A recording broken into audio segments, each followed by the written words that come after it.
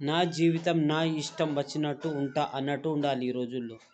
నువ్వు వేరే వాళ్ళ బాధ్యతలు మోసి, వేరే వాళ్ళ కోసం జీవించి, నువ్వు వేరే వాళ్ళ కోసం జీవిస్తావు, వేరే వాళ్ళ కోసం చాలా కష్టపడతావు. కానీ వేరే వాళ్ళు ఎన్ని రోజులని గుర్తించుకుంటారు. నువ్వు పోయాక ఓ వారం, ఓ నెల, ఓ సంవత్సరం, ఆ తర్వాత మర్చిపోతారు. ఎప్పటికీ గుర్తుంచుకుంటారా? నీ కోసం నువ్వు జీవించాలి నీ జీవితం. కానీ జీవించు, వేరే వాళ్ళ కోసం కాదని అంటలే. కానీ అంతకు మించి నీ కోసం నువ్వు జీవించు. నీ ఇష్టం కోసం, నీ నీ ఆశల కోసం, నీ కోరికల కోసం నువ్వు జీవించాలి.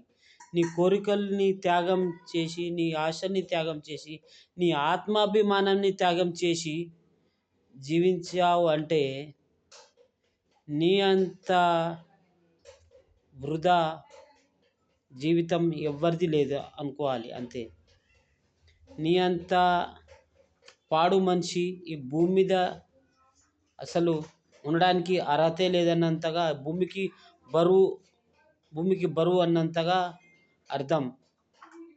భూమికి బరువే నువ్వు. అందుకే అంటున్నా, భూమికి బరువు ఉంటావా లేదా నీ జీవితం నువ్వు జీవించి, నీ కోసం నువ్వు జీవించి, ఈ జన్మకి ధన్యం అన్నట్టుగా ఉంటావా? నీ కోసం నువ్వు జీవిస్తే నీకు నీ జన్మ ధన్యమైనట్టు. వేరే వాళ్ళ కోసం జీవిస్తే ఏదో పుట్టామా, బతికామా, సచ్చామా, వెళ్ళిపోయామా అన్నట్టు ఉంటుంది. అందుకే అంటున్నా, నీ కోసం నువ్వు నువ్వుగా ఉండు, వేరే వాళ్ళ కోసం కాదు. గుర్తుంచుకో, గుర్తు పెట్టుకో. మర్చిపోయావా? ఇక అంతే. ఈ మాయలోక మాయాజీవం చాలా చాలా అపాయమైనది, చాలా ప్రమాదకరమైనది.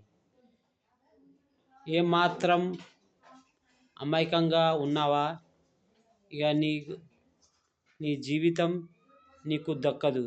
ఇక అంతే సంగతులు. ఇది సంగతి. అర్థం చేసుకో, ఇది సంగతి.